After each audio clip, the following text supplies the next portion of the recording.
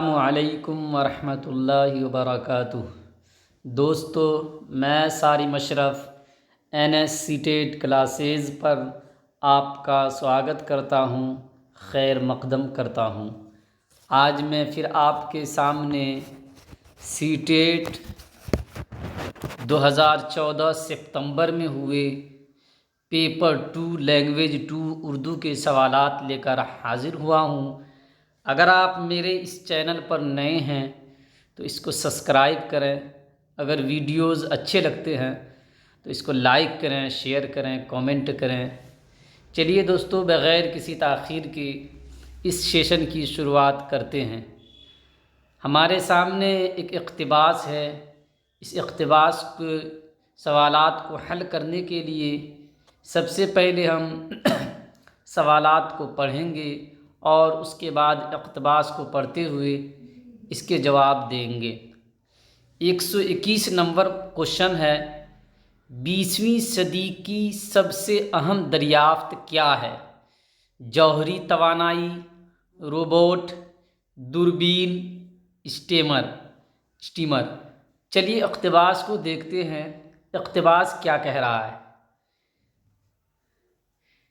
جوہری توانائی 20ویں صدی کی سب سے اہم دریافت ہے۔ پہلے ہی لائن میں آپ کو معلوم ہو گیا کہ 20ویں صدی کی سب سے اہم دریافت جو ہے وہ کیا ہے؟ جوہری توانائی ہے۔ کیا ہے؟ جوہری توانائی ہے۔ آپ سے یہ پوچھا جا رہا ہے کہ 20ویں صدی کی سب سے اہم دریافت کیا ہے، تو اس کا جواب ہو جائے گا کہ 20ویں صدی کی سب سے اہم دریافت جوہری توانائی ہے۔ 122 نمبر دیکھتے ہیں دوستو، کیا کہہ رہا ہے؟ ایٹم میں چھپی ہوئی یہ طاقت کس سے حاصل کی گئی ہے؟ سورج سے، کوئلے سے، یورینیم سے، تیل سے۔ چلیے اقتباس کو دیکھتے ہیں کہ اقتباس کیا کہہ رہا ہے۔ آج کل جوہری توانائی اور ایٹمی ہتھیار کا بڑا چرچا ہے۔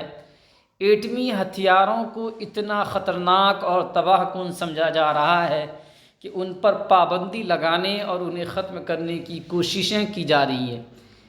ایٹم میں چھپی ہوئی یہ زبردست طاقت یورینیم سے حاصل کی گئی ہے۔ کن سے حاصل کی گئی ہے دوستو؟ یورینیم سے۔ ایٹم میں چھپی ہوئی یہ زبردست طاقت یورینیم سے حاصل کی گئی ہے۔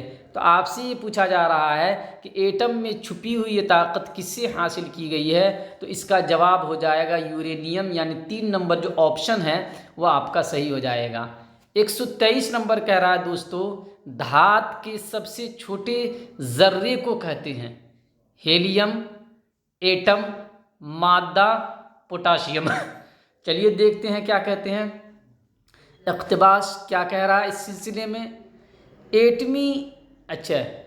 دھات کے سب سے چھوٹے ذرے کو آگے یورینیم ایک کمیاب دھات ہے جس کے ایٹموں کو توڑ کر یہ توانائی حاصل کی جاتی ہے۔ دھات کے سب سے چھوٹے ذرے کو جوہر یعنی ایٹم کہتے ہیں۔ دھات کے سب سے چھوٹے ذرے کو جوہر یعنی ایٹم کہتے ہیں۔ جوہر یعنی ایٹم کہتے ہیں۔ دھات کے سب سے چھوٹے ذرے کو کیا کہتے ہیں؟ ذرے یعنی ایٹم کہتے ہیں۔ آپ کو کیا ہوگا؟ آپ کا 2 نمبر جو آپشن ہے وہ صحیح ہو جائے گا کہ دھات کے سب سے چھوٹے ذرے کو کیا کہتے ہیں، تو اس کو ایٹم کہتے ہیں۔ کیا کہتے ہیں؟ ایٹم کہتے ہیں۔ 24 نمبر دیکھتے ہیں دوستو، کیا کہہ رہا ہے؟ ری ایکٹر سے کیا کام لیا جاتا ہے؟ اس میں ایٹم کی جانچ کی جاتی ہے، اس میں ایٹم رکھے جاتے ہیں، اس میں ایٹم بنائے جاتے ہیں، اس میں ایٹم توڑے جاتے ہیں۔ چلیے اقتباس کو دیکھتے ہیں کہ ری ایکٹر کا کیا کام ہے۔ ری ایکٹر کا کیا کام ہے؟ جس مشین میں ایٹم توڑے جاتے ہیں اسے ری ایکٹر کہتے ہیں۔ ہم کیا کرنا ہے دوستو، جہاں تک ہم نے اقتباس کو پڑھا تھا اس سے آگے پڑھتے جاتے ہیں اور ہم کو جو اپنے سوال کے جوابات ملتے جا رہے ہیں۔ تو جس مشین میں ایٹم توڑے جاتے ہیں اسے کیا کہتے ہیں؟ اسے ری ایکٹر کہتے ہیں۔ تو ری ایکٹر جو ہے وہ کیا ہے؟ مشین ایٹم توڑنے کا ایک کیا ہے؟ ذریعہ ہے۔ تو آپ سے کیا پوچھا تھا؟ ری ایکٹر سے کیا کام لیا جاتا ہے؟ تو اس کا جواب ہو جائے گا کہ اس میں ایٹم توڑے جاتے ہیں، اس میں ایٹم توڑے جاتے ہیں، یہ ری ایکٹر کا کام ہے۔ 125 نمبر ہے دوستو، جوہری توانائی کو قابو نہ کیا جائے تو کیا ہوتا ہے؟ وہیں پر جم جاتی ہے، ہوا میں اڑ کر غائب ہو جاتی ہے، باہر نکل جاتی ہے، یہ ایک دم پھیل جاتی ہے۔ جوہری توانائی کو اگر قابو نہ کیا جائے تو اس سے کیا ہوگا؟ چلیے اقتباس کو دیکھتے ہیں کہ اقتباس اس سلسلے میں کیا کہتا ہے۔ جہاں تک ہم نے اقتباس کو پڑھا تھا اس سے آگے پڑھیں گے۔ اس عمل کے دوران جو توانائی پیدا ہوتی ہے اسے قابو میں نہ رکھا جائے تو یہ ایک دم پھیل جاتی ہے۔ کیا ہوتی ہے دوستو؟ یہ ایک دم پھیل جاتی ہے۔ توانائی کے اسی تباہ کن عمل کی بنیاد پر ایٹم بم ایجاد کیا گیا ہے، یعنی اس کو اگر قابو نہ کیا جائے تو وہ ایک دم کیا ہوگی؟ پھیل جائے گی۔ آپ سے تو یہی پوچھا جا رہا ہے کہ جوہری توانائی کو قابو نہ کیا جائے تو کیا ہوتا ہے؟ تو ایک دم پھیل جاتی ہے۔ کیا ہوتی ہے دوستو؟ یہ ایک دم پھیل جاتی ہے اگر اس کو کنٹرول نہ کیا جائے تو۔ 26 نمبر 126 ہے، ایٹمی بھٹیوں میں اسے کس طرح استعمال کیا جاتا ہے؟ بہت کم مقدار میں، بہت زیادہ مقدار میں، تھوڑی تھوڑی مقدار میں، مناسب مقدار میں۔ چلیے دیکھتے ہیں اقتباس کیا کہتا ہے اس سلسلے میں۔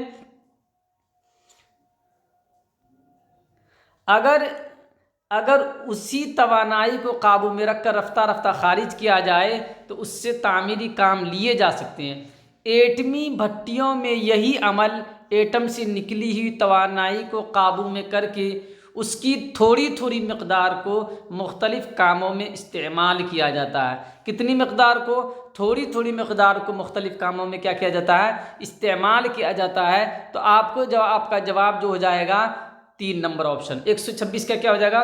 3 نمبر آپشن ہو جائے گا کہ تھوڑی تھوڑی مقدار میں کیا کیا جاتا ہے؟ اس کو استعمال کیا جائے گا۔ چلیے ایک اقتباس یہاں پہ ہمارا ختم ہوتا ہے۔ اب یہاں سے دوسرا اقتباس شروع ہو رہا ہے، یہاں سے دوسرا اقتباس شروع ہو رہا ہے، اس کو ہم حل کریں گے۔ دیکھیے کیا کہہ رہا، نام دیو کا باغ ہرا بھرا کیوں تھا؟ وہ اپنے باغ کے لیے دور دور سے پانی لا کر سینچتا تھا، وہ اپنے باغ کی اچھی طرح نگرانی کرتا تھا، وہ باغ کی گرائی اچھی طرح کرتا تھا، اس نے اچھی کھاد اور مٹی ڈالی تھی۔ تو نام دیو کا باغ جو ہے ہرا بھرا کیوں تھا؟ چلیے اقتباس کو دیکھتے ہیں کہ اقتباس سے پتہ چل جائے گا۔ ایک سال بارش بہت کم ہوئی، کنویں میں پانی برائے نام رہ گیا، باغ پر آفت ٹوٹ پڑی، بہت سے پودے اور پیڑ تلف ہو گئے، جو بچ رہے وہ ایسے نڈھال اور مرجھائے ہوئے تھے جیسے دق کی بیمار، لیکن نامدیو کا چمن ہرا بھرا تھا۔ وہ دور دور سے ایک ایک گھڑا پانی کا سر پر اٹھا کے لاتا اور پودوں کو سینچتا۔ کیا کرتا تھا دوستو؟ اس لیے اس کا باغ ہرا بھرا تھا کہ وہ دور دور سے جو ہے پانی لا کے باغ کو کیا کرتا تھا؟ سینچتا تھا، اسی لیے اس کا باغ کیا تھا؟ ہرا بھرا تھا۔ آپ سے پوچھ رہا ہے کہ نام دیو کا باغ ہرا بھرا کیوں تھا؟ تو اس کا جواب ایک ہو جائے گا کہ وہ اپنے باغ کے لیے دور دور سے پانی کھینچ کر پانی لا کر سینچتا تھا، اس لیے اس کا باغ کیا تھا؟ ہرا بھرا تھا، اس لیے اس کا باغ کیا تھا؟ ہرا بھرا تھا۔ 128 نمبر دیکھتے ہیں دوستو، پودوں کے حق میں کون سا پانی آب حیات تھا؟ پودوں کے حق میں کون سا پانی آب حیات تھا؟ کنویں کا پانی، صاف پانی، گدلا پانی، ندی کا پانی؟ چلیے اقتباس کو دیکھتے ہیں کہ اقتباس اس بارے میں کیا کہتا ہے۔ اقتباس کو دیکھتے ہیں۔ وہ دور دور سے ایک ایک گھڑا پانی کا سر پر اٹھا کر لاتا اور پودوں کو سینچتا۔ یہ وقت تھا کہ قحط نے لوگوں کے اوسان خطا کر رکھے تھے اور انہیں پینے کو پانی شکل سے میسر آتا تھا، مشکل سے میسر آتا تھا، مگر یہ خدا کا بندہ کہیں نہ کہیں سے لے ہی آتا اور اپنے پودوں کی پیاس بجھاتا۔ جب پانی کی قلت اور بڑھی تو اس نے راتوں کو بھی پانی ڈھو ڈھو کر لانا شروع کیا۔ پانی کیا تھا؟ یوں سمجھیے آدھا پانی اور آدھا کیچڑ، لیکن یہی گدلا پانی پودوں کے حق میں آب حیات ہوا۔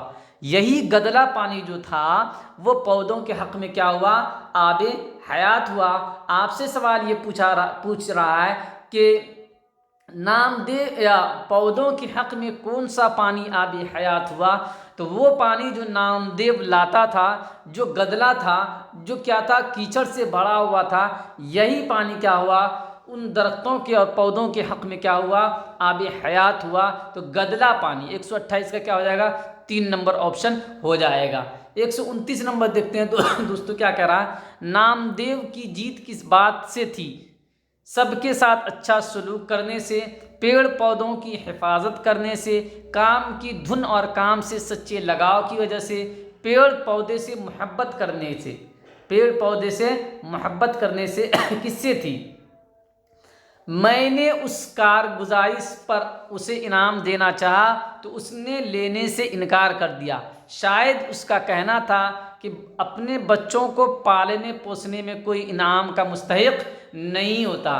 اس نے نہ فن باغبانی کی کہیں تعلیم پائی اور نہ اس کے پاس کوئی سند یا ڈپلومہ تھا، البتہ کام کی دھن تھی، کام سے سچا لگاؤ تھا اور اسی میں اس کی جیت تھی۔ کیا کہا گیا دوستو؟ کہ البتہ کام سے کی دھن تھی اور کام سے سچا لگاؤ تھا اور اسی میں اس کی جیت تھی۔ شاہی باغ میں بھی اس کا کام کاج مہاکاج رہا۔ یعنی دوستو کہ کام سے سچا لگاؤ ہی اس کی کیا تھی؟ جیت تھی۔ آپ سے کیا پوچھا جا رہا ہے یہاں پہ کہ نامدیو کی جیت کس بات سے تھی؟ تو نامدیو کی جیت اس بات سے تھی کہ ان کو جو ہے اپنے کام کی دھن اور کام سے سچے لگاؤ، کام کی دھن اور کام سے سچے لگاؤ کی وجہ سے جو ہے ان کو کیا تھی؟ ان کی جیت تھی۔ 130 نمبر کہہ رہا دوستو کہ نامدیو کا مزاج کیسا تھا؟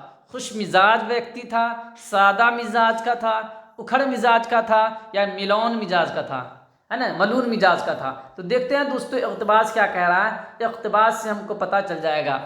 وہ بہت سادہ مزاج بھولا بھالا تھا۔ وہ بہت سادہ مزاج اور بھولا بھالا تھا، چھوٹے بڑے ہر ایک سے جھک کر ملتا، غریب تھا اور تنخواہ بھی بہت کم تھی۔ تو وہ کیا تھا؟ سادہ مزاج بھولا بھالا ویکتی تھا۔ کیا تھا؟ سادہ مزاج اور بھولا بھالا ویکتی تھا، جس کا جو ہر ایک کے ساتھ کیا کرتا تھا کہ عاجزی کے ساتھ، انکساری کے ساتھ کیا کرتا تھا؟ ملتا تھا۔ تو آپ سے کیا پوچھا جا رہا ہے کہ جو یہ ہے نامدیو ہے وہ کس مزاج کا تھا؟ اس کا مزاج کیسا تھا؟ تو وہ سادہ مزاج تھا۔ اچھا 131 نمبر ہے دوستو کہ نامدیو کو کس چیز سے عشق تھا؟ فطرت سے، موسیقی سے، پودوں سے، کام سے؟ کس چیز سے عشق تھا؟ تو جانتے ہیں کہ نامدیو کو جو ہے اپنے کام سے عشق تھا، اپنے کام سے عشق تھا، جو ان کا جو ہے آپ ابھی اقتباس میں دیکھیں گے کہ وہ جو ہے کس طرح اپنے کام میں مگن رہتا تھا۔ کہ اقتباس میں کہہ رہا ہے کہ غریب تھا اور تنخواہ بھی کم تھی، اس پر بھی اپنے غریب بھائیوں کی مدد کرتا، کام سے عشق تھا اور آخر کام کرتے کرتے ہی اس دنیا سے رخصت ہو گیا۔ اس کو کس سے عشق تھا؟ اپنے کام سے عشق تھا اور کام کرتے کرتے کیا ہوا؟ وہ اس دنیا سے رخصت ہو گیا۔ یعنی 131 کا 4 نمبر آپشن جو ہے وہ آپ کا صحیح ہو جائے گا۔ 132 نمبر کہہ رہا ہے دوستو نامدیو کے دل میں کس بات کا خیال کبھی نہیں آتا تھا؟ اپنے کام پر فخر کرنے کا، زیادہ کام کرنے یا اس کا کام دوسروں سے بہتر ہے اس بات کا، مالک کے ساتھ بے ایمانی کرنے کا، دوستوں کے ساتھ برا کرنے کا؟ کس بات کا خیال کبھی نہیں آتا تھا نامدیو کو؟ تو چلیے دوستو اقتباس کو دیکھتے ہیں کہ اقتباس کیا کہہ رہا ہے۔ گرمی ہو یا جاڑا، دھوپ ہو یا سایہ، وہ دن رات برابر کام کرتا رہا، لیکن اسے کبھی خیال نہ آیا کہ بہت کام کرتا ہوں یا میرا کام دوسروں سے بہتر ہے، اسی لیے اسے اپنے کام پر فخر یا غرور نہ تھا۔ آپ سے کیا پوچھ رہا دوستو کہ نامدیو کے دل میں کس بات کا خیال کبھی نہیں آتا تھا، تو رام دیو کے دل میں جو ہے زیادہ کام کرنے یا اس کو جو ہے اپنا کام دوسروں سے زیادہ اپنے کام کو دوسروں سے زیادہ بہتر سمجھنا، اس چیز کا خیال اس کے دل میں کبھی نہیں آیا۔ تو 132 کا 2 نمبر آپشن ہو جائے گا۔ 133 نمبر دوستوں کہہ رہا اس کو کون سا احساس کبھی نہیں ہوا؟ نیک کام کرنے کا، پودوں میں پانی دینے کا، بہت زیادہ کام کرنے کا، جانوروں کی خدمت کرنے کا۔ کون سا جو ہے دل میں نہیں آیا دوستوں؟ اقتباس کو دیکھتے ہیں کہ اقتباس کیا کر رہا۔ اسے کبھی یہ احساس نہ ہوا کہ وہ نیک کام کر رہا ہے، وہ نیک کام کر رہا ہے، اس کا احساس کبھی اس کو نہیں ہوا۔ وہ نیک کام کر رہا ہے، اس کا احساس اس کو کبھی نہیں ہوا۔ اس کو کون سا احساس کبھی نہیں ہوا؟ تو اس کو اس بات کا احساس کبھی نہیں ہوا نیک کام کرنے کا، کہ ہم نیک کام کر رہے ہیں، اس بات کا احساس اس کو کبھی نہیں ہوا۔ چلیے 134 نمبر دوستوں کہہ رہا ہے کہ نیکی کب تک نیکی رہتی ہے؟ جب تک آدمی کو یہ معلوم نہ ہو کہ وہ نیک کام کر رہا ہے۔ جب نیکی کا ذکر کیا جائے، جب نیکی سب کو معلوم ہو جائے، جب دکھاوے کے لیے نیکی کی جائے۔ چلیے اقتباس دیکھتے ہیں کہ اقتباس کیا کہہ رہا ہے۔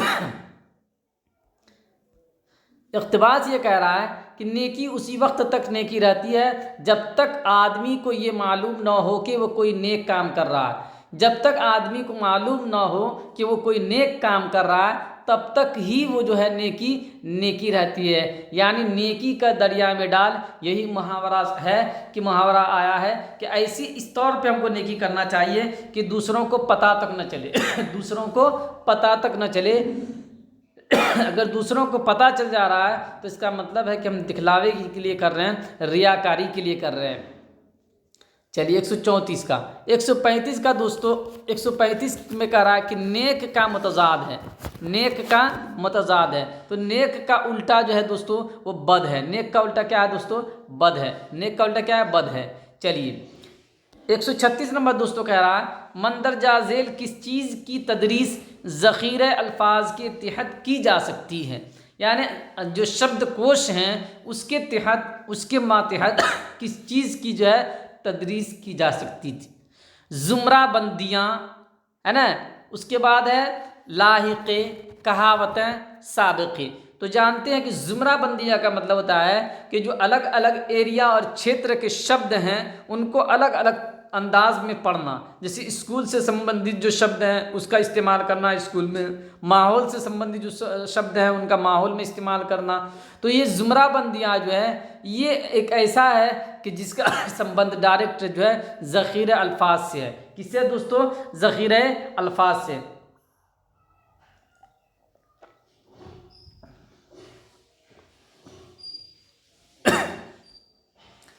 137 نمبر دوستو کہہ رہا ہے قواعد کی تدریس سے متعلق غلط تصور کی نشاندہی کیجیے۔ یعنی قواعد کی تدریس سے متعلق 4 نیچے قول ہیں، اس میں سے آپ کو بتانا ہے کہ کون سا قول یا تصور جو ہے وہ غلط ہے۔ پیچیدہ قواعد کی فہم اعلیٰ درجے کے ادبی اور زبان دانی کے ماحول میں حاصل کی جاتی ہے۔ یعنی یہ کہنا چاہ رہا ہے کہ پیچیدہ قواعد جو ہے اس کی جو سمجھ ہے وہ اعلیٰ درجے کے اور زبان دانی کا جو ماحول ہے اس میں جو ہے پیچیدہ سے پیچیدہ، یعنی اعلیٰ درجے جو ہیں ادب کے اعلیٰ درجے کے جو کلاس ہوتی ہے اس میں، اور زبان دانی کا جو ماحول ہے اس میں کیا ہے کہ پیچیدہ سے پیچیدہ کا قواعد کی تفہیم کی جا سکتی ہے۔ دوسرا کہہ رہا ہے قواعدی فہم کو پڑھنے کے ذریعے اور لکھنے سے مربوط کر کے بہتر انداز سے وسیع کیا جا سکتا ہے۔ کہ قواعد کی جو سمجھ ہے وہ پڑھ کر اور لکھنے کے ساتھ جوڑ کر جو ہے بہتر انداز سے کیا جا سکتا ہے۔ تیسرا کیا کہہ رہا ہے کہ الگ سے پڑھائی جانے والی قواعدی رسومیات بولنے اور لکھنے میں منتقل ہو جاتی ہیں۔ چوتھا ہے طلباء کے پیپروں پر تصحیحات لگانے کو ذرا بھی فائدہ نہیں ہوتا۔ یہاں آپ سے غلط پوچھ رہا تو غلط جو ہے دوستو کہ کون سا غلط ہے؟ تو غلط یہ والا تیسرا والا جو ہے آپشن یہ غلط ہو جائے گا۔ چلیے 138 نمبر دوستوں دیکھتے ہیں کہ 138 نمبر جو ہے کوشچن کیا کہہ رہا ہے. مخلوط صلاحیتوں والا گروپ غیر ہم آہنگ ہوتا ہے. مخلوط صلاحیتوں والا گروپ کا مطلب ہوتا ہے کہ ایسی کلاس جس میں الگ الگ صلاحیت کے بچے ہوں. ایسی کلاس جس میں بہت ساری صلاحیتوں کے بچے شامل ہو اس کو کہتے ہیں مخلوط صلاحیتوں والا گروپ یا کلاس. تو مخلوط صلاحیت والا گروپ غیر ہم آہنگ ہوگا، یعنی ایڈجسٹمنٹ نہیں کر پائے گا. کب؟ کس کی وجہ سے؟ اقتصادی حیثیت کے لحاظ سے، صنف اور عمر کے لحاظ سے، اچھا، سماجی طبقے کے لحاظ سے، علم اور مہارت کے لحاظ سے. علم اور مہارت کے لحاظ سے ہی جو ہے مخلوط صلاحیت والا گروپ ایک دوسرے سے کیا کرے گا؟ ایڈجسٹمنٹ نہیں کر پائے گا، باقی چیزیں جو ہے ہو جائیں گی. 139 نمبر دوستوں کہہ رہا ہے تفہیم کے نقطۂ نظر سے، یعنی سمجھ کے پس منظر میں افسانوی تحریروں کو پڑھنا واقعاتی تحریروں کو پڑھنے سے مختلف ہوتا ہے. یعنی سمجھ کو اگر سامنے رکھا جائے تو سمجھ کو دھیان میں رکھتے ہوئے جو افسانوی تحریر ہے اس کو جو ہے پڑھنا واقعاتی تحریر کو پڑھنے سے الگ ہوتا ہے. یعنی واقعاتی تحریر کو پڑھنا اور افسانوی تحریروں کو پڑھنا دونوں الگ الگ چیزیں ہیں. افسانوی تحریر پڑھتے ہوئے کسی آموزگار سے مندرجہ ذیل میں سے کس عمل کی توقع کی جاتی ہے؟ سوال دوستو بالکل آسان ہے. یہاں پہ یہ کہہ رہے ہیں کہ سمجھ کو اگر سامنے رکھا جائے، انڈرسٹینڈنگ کو سامنے رکھا جائے تو اس لحاظ سے یہ کہا جا سکتا ہے کہ جو افسانوی تحریر ہوتا ہے اس کو پڑھنے میں اور واقعاتی تحریر یعنی افسانہ ٹائپ کی جو تحریر ہوتی ہے اس کو، اور جو واقعہ کے ٹائپ کی تحریر ہوتی ہے اس کو، دونوں کا پڑھنا الگ الگ چیزیں ہوتی ہیں. جو واقعاتی تحریر ہوتی ہے دوستو وہ اس میں کیا ہوتا ہے کہ کچھ فیکٹس بھی ہوتے ہیں، لیکن جو افسانوی تحریر ہوتی ہے وہ خیالی ہوتی ہے. تو یہاں پہ کہہ رہے ہیں کہ افسانوی تحریر اور واقعاتی تحریر دونوں الگ الگ چیزیں ہوتی ہیں. آپ کو یہ بتانا ہے کہ افسانوی تحریر پڑھتے ہوئے کسی آموزگار میں مندرجہ ذیل میں سے کون سا عمل ہو سکتا ہے یا ہونا چاہیے. 1 نمبر کہہ رہا اسلوب کی زیادہ تحسین اور مصنف کے پیغام کی قدر پیمائی. اس میں کیا ہوگا؟ افسانوی تحریر میں کیا ہوگا کہ چیزوں کو بڑھا چڑھا کر پیش کیا جائے گا، اور مصنف جو ہے وہ کیا کرے گا کہ وہ آپ کو، آپ کے لیول کو، آپ کا قدر پیمائی کرنا چاہتا ہے، آپ کا مولیانکن کرنا چاہتا ہے. یہ چیزیں شامل ہوتی ہے. دوسرا ہے تفہیم کے لیے زیادہ ذہنی کاوش کی ضرورت پڑتی ہے. تیسرا ہے صرف کم جذباتی رد عمل چاہیے. اور چوتھا ہے تفہیم کے لیے زیادہ ذہنی کاوش اور کم جذباتی رد عمل چاہیے. تو ہم نے پہلے ہی بتایا کہ جو افسانوی تحریر ہوتی ہے وہ کیا ہوتی ہے؟ خیالی تحریر ہوتی ہے. یعنی اس میں کیا ہوتا ہے کہ اسلوب کے زیادہ تحسین، کہ بہترین انداز میں کسی غیر حقیقی چیز کو بھی بہترین انداز میں بھی پیش کیا جائے تو وہ افسانہ ہو جاتا ہے. تو اسلوب کی زیادہ تحسین اور مصنف کے پیغام کی قدر پیمائی، کہ مصنف کسی بھی چیز کو، کسی بھی پیغام کو، کسی بھی بات کو کیسے انداز میں پیش کر رہا ہے، یہ چیز زیادہ اہم ہوتی ہے افسانہ میں. 140 نمبر دوستوں کہہ رہا ہے مندرجہ ذیل میں سے طالب علم مرکوز تدریس کون سی ہوتی ہے؟ یعنی بال کیندرت کی ککشا کون سی ہے؟ لیکچر والی ککشا، شخص مرکوز تدریس یعنی ویکتی آدھارت ککشا، عملی پیشکش، ماڈلنگ. تو شخص مرکوز تدریس کا مطلب ہی ہوا کہ ویکتیوں کو دھیان میں دینا، بچوں کو دھیان میں رکھنا. تو 4 نمبر 140 کا جو ہے 2 نمبر آپشن صحیح ہو جائے گا. 141 نمبر دوستوں کہہ رہا ہے کہ کائنستھیٹک آموزگاروں کی اندازہ کاری مندرجہ ذیل طریقوں سے نہیں کی جا سکتی. جو کائنستھیٹک طالب علم ہوتے ہیں ان کی جو ہے ان کا اندازہ کاری، ان کا مولیانکن نمن میں سے کس کے ذریعے سے نہیں کیا جا سکتا ہے. جو کائنستھیٹک آموزگار ہوتے ہیں، لرنر ہوتے ہیں، ان کا جو مولیانکن نمن میں سے کس کے ذریعے سے نہیں کیا جا سکتا ہے یہ بتانا ہے. رول پلے گروپ ورک کے ذریعے سے، کثیر جوابات والے سوالات یعنی بہو وکلپیہ پرشن. تیسرا ہے طویل ٹیسٹ انشائیے. चौथा है तस्वीरों की लेबलिंग, खाली जगहों को भरने की मश्क। सबसे पहले आप ये समझिए कि काइनेस्थेटिक आमुज़गार किसको कहते हैं। काइनेस्थेटिक आमुज़गार ऐसे आमुज़गार को कहते हैं, ऐसे लर्नर को कहते हैं कि जो इत्मीनान से बैठकर 2 4 5 घंटा इत्मीनान से बैठकर नहीं पढ़ सकता है, बल्कि उसकी आदत होती है कि वो चलते फिरते उठते बैठते घूमते फिरते क्या करता है, चीज़ों को पढ़ता है, चीज़ों को हासिल करने की कोशिश करता है। तो यहाँ पे रोल प्ले, ग्रुप वर्क, इसके ज़रिए से तो आप उनका अंदाज़ा कारी कर सकते हैं, इसलिए कि रोल प्ले और ग्रुप वर्क में ज़्यादा टाइम लगता नहीं है। कसीर जवाबात वाले सवाल, बहुविकल्पीय प्रश्न, इसमें भी ज़्यादा टाइम नहीं लगता है। चौथा तस्वीरों की लेबलिंग करना, खाली जगहों को भरने की मश्क करना, इसमें भी ज़्यादा टाइम। लेकिन तीसरा जो है कि तवील टेस्ट है, इंशाइया वगैरह, इस तरह के जो है जो अंदाज़ाकारी के वसाइल हैं, इसके ज़रिए से जो है काइनेस्थेटिक आमुज़गार का मूल्यांकन या उसका अंदाज़ा कद्र करना मुश्किल है, इसलिए कि इसमें ज़्यादा टाइम लगता है और वो ज़्यादा देर तक बैठ के काम को नहीं कर सकता। तो दोस्तों, तो इसका जो आपका जवाब हो जाएगा, ये 3 नंबर ऑप्शन आपका हो जाएगा काइनेस्थेटिक आमुज़गार वाले में। 3 नंबर ऑप्शन हो जाएगा 141 का।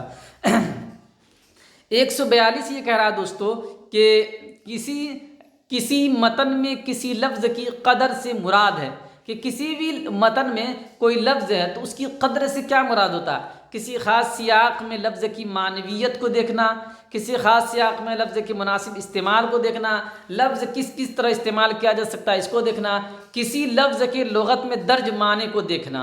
तो आप जानते हैं कि किसी मतन में किसी लफ्ज़ की कदर से मुराद होता है कि उस संदर्भ में, किसी भी संदर्भ में उस लफ्ज़ का क्या माने हो सकता है, ये उसका वैल्यू है। कदर का मतलब है दोस्तों वैल्यू।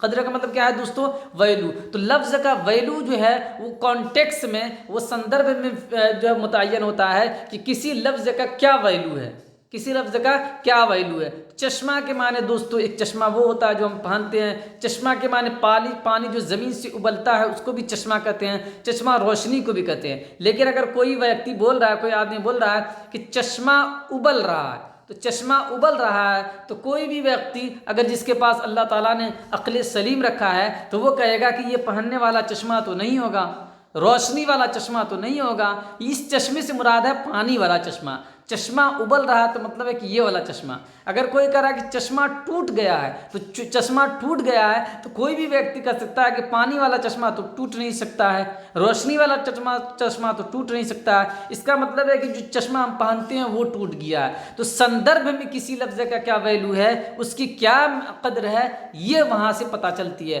तो इसका जो है 142 का दोस्तों 1 नंबर जो ऑप्शन वो सही हो जाएगा। 143 नंबर क्या कह रहा है दोस्तों, वो देखते हैं। 143 नंबर क्या कह रहा है, किसी नाटक को पढ़ाने का बेहतरीन तरीक़ा ये है कि किसी भी नाटक को, किताब में नाटक वगैरह ड्रामा वगैरह रहता है, उसको पढ़ाने का बेहतरीन तरीक़ा कौन है। किसी नाटक को पढ़ाने का बेहतरीन तरीक़ा यह है कि नाटक की कहानी और कवायदी अज्जा से मुताल्लिक़ खुसूसी सवालों पर मुश्तमिल आजमाइश की जाए। तलबा उसे खामोशी से कई बार पढ़ें और कहानी को समझ लें।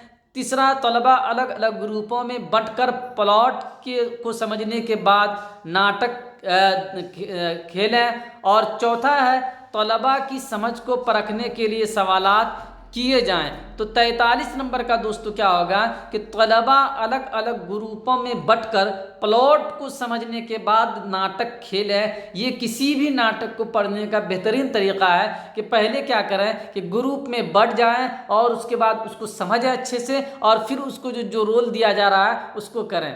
144 नंबर दोस्तों कह रहा है किसी बाज़ाब्ता शिकायती ख़त की कद्र पैमाई करते हुए वो हिस्सा जहां शिकायत के मुख्तसर बयान को नुमाया किया जाना चाहिए पाया जाता है। यानी कोई आप ख़त लिख रहे हैं जिसमें किसी चीज़ की शिकायत कर रहे हैं, तो उस शिकायत वाला जो हिस्सा है वो किसी ख़त में किस जगह होगा। जब आप ख़त लिखने का अगर आपको तरीक़ा मालूम होगा तो आप जानते होंगे कि ख़त के कितने हिस्से होते हैं। ख़त के 5 हिस्से होते हैं। कितने हिस्से होते हैं दोस्तों? ख़त के 5 हिस्से होते हैं। तो आपको ये कहा जा रहा है कि वो जो ख़त लिखेंगे उस जो शिकायत वाला हिस्सा होगा, जो कि अहम हिस्सा है जिसको आप बयान करना चाह रहे हैं, वो किस हिस्से में होगा, वही करें। किसी बाज़ाब्ता शिकायती खत की किसी बाज़ाब्ता शिकायती खत की कदर पैमाई करते हुए यानी मूल्यांकन करते हुए वो हिस्सा जहाँ शिकायत की मुख्तसर बयान को नुमाया किया जाना है, जिसमें शिकायत को दिखाना है, पाया जाता है। इख्तितामिये में यानी इंडेक्स में लास्ट में, तखातुब में इंट्रोडक्शन में जहाँ आप ये कर रहे हैं, पैराग्राफ 2 में, पैराग्राफ 1 में। तो दोस्तों ये जो होता है, जो असल होता है वो होता है आपका पैराग्राफ 2 में। 145 नंबर देखते हैं दोस्तों। जो पढ़ाया जाता है वही नहीं है जो सिखाया जाता है, क्योंकि जो पढ़ाया जाता है वही नहीं है जो सिखाया जाता है, क्योंकि यहाँ यह कहना जा रहा है कि जो पढ़ाया जाता है वही सब कुछ नहीं है, बल्कि उससे भी हटके कोई चीज़ है। जो पढ़ाया जाता है वही नहीं है जो सिखाया जाता है। तलबा, क्योंकि तलबा की सलाहियतें और शख्सियतें मुख्तलिफ होती हैं और उनका ताल्लुक़ मुख्तलिफ पस मंज़रों से होता है। दूसरा, कोई उस्ताद या तालिब इल्म किसी भी मजमून पर पूरी गिरफ्त हासिल नहीं कर सकता। तीसरा, तलबा गैर रस्मी बातचीत के दौरान तवज्जो मरकूज़ रखते हैं। और चौथा है, उस्ताद की समाजी व इक़्तिसादी हैसियत तलबा से बहुत मुख्तलिफ हो सकती है। तो जो पढ़ाया जाता है दोस्तों वही जो पढ़ाया जाता है वही नहीं है जो सिखाया जाता है, क्योंकि तलबा की जो सलाहियत है, तलबा की जो सलाहियतें हैं वो क्या होती हैं और उसकी शख्सियतें हैं वो मुख्तलिफ होती है। अलग अलग बच्चों के अंदर अलग अलग सलाहियतें होती हैं और उनका ताल्लुक़ मुख्तलिफ पस मंज़रों से होता है। उसका जो सामाजिक सांस्कृतिक पृष्ठभूमि होती है वो अलग अलग होती है, इसलिए इसका 1 नंबर ऑप्शन हो जाएगा। 146 नंबर दोस्तों कह रहा है, इस बात को यकीनी बनाने के लिए कि सीखने में कदर कमज़ोरी महसूस करने वाला कोई तालिब इल्म तमाम मज़ामीन से मुतालिक मवाद को पढ़ने में पीछे न रह जाए, इमदादी कोशिश का आगाज़ किया जा सकता है। यानी आपको इस बात को यकीनी बनाना है कि कोई बच्चा ऐसा है कि जो किसी एक विषय में कमज़ोर है तो अब वो बाकी विषयों में भी कमज़ोर ना रहे। इसके लिए आपको क्या करना चाहिए, आपको इसके लिए कौन से काम को जो है अपनाना चाहिए। पढ़ने का निस्बतन आसान तर मवाद या मतून का खुलासा फराहम करके, पढ़ने का जो आसान से आसान मवाद होगा, विषय वस्तु होगा, वो बच्चों को देकर। दूसरा, कंप्यूटर पर पढ़ने के लिए ज़्यादा डिजिटल मवाद फराहम करके कि बच्चों को जो है कंप्यूटर पढ़ने के लिए ज़्यादा से ज़्यादा जो डिजिटल मवाद आप उसको दे दें, कंटेंट दे दें। चौथा, तीसरा करा नामानूस अल्फाज की निशानदेही करके और तलबा को उनके माना तलाश करने में मदद करके। चौथा है मुकर्ररा निसाबी मवाद पर तवज्जो मरकूज़ करके कि जो उसके लिए नसाब मुतय्यन है उसी के लिए मुतालिक जो है जो विषय वस्तु हैं उस पर तवज्जो उसको ध्यान देना चाहिए। तो दोस्तों उसके लिए बेहतरीन तरीक़ा होगा कि जिन अल्फाज से बच्चे अनजान हैं उनकी शनाख्त करना, उनका चयन करना और उनके अल्फाज के मानी को जानना, ताकि बच्चे जब भाषा में विकसित होंगे, भाषा में पकड़ होगी तो उसके ज़रिए से वो क्या करेंगे, दूसरे विषयों को भी आसानी से पढ़ पाएंगे। 147 नंबर है दोस्तों, तलबा के लिखने की सलाहियत का अंदाज़ा करने के लिए ज़रूरी है कि, यानी तलबा के लिखने की सलाहियत का आप अंदाज़ा करना चाह रहे हैं, मूल्यांकन करना चाह रहे हैं, तो इसके लिए ज़रूरी क्या है, कवायद को नुमाया जगह दी जाए कि आपके मूल्यांकन में कवायद को ज़्यादा अहमियत दी जाएगी। दूसरा है उन्हें अपने ख़यालात का इजहार करने के लिए कई मौक़े दिए जाएं या तलबा को जो है बहुत सारा मौका दिया जाए कि वो अपने जो ख़यालात का इजहार करें। तीसरा है तलबा के लिखने के अमल के दौरान ही उस पर राय दी जाए, बाद में नहीं। आप लिखने की बात कर रहे हैं ना। और चौथा है मौज़ूआत अल्फाज वगैरह से मुतालिक इंतखाब का दायरा महदूद रखा जाए। तो दोस्तों इसका तीसरा वाला ऑप्शन हो जाएगा कि तलबा के लिखने के अमल के दौरान ही उस पर राय दी जाए, बाद में नहीं। चूँकि लिखने की महारत का अंदाज़ा कर रहे हैं तो आपको क्या होगा, 3 नंबर ऑप्शन आपका सही हो जाएगा। 147 का 148 का देखिए दोस्तों 148 क्या कह रहा है। 148 का देखिए दोस्तों कि 148 जो है वो ऑप्शन आपका क्या कह रहा है। 148 ये कह रहा है दोस्तों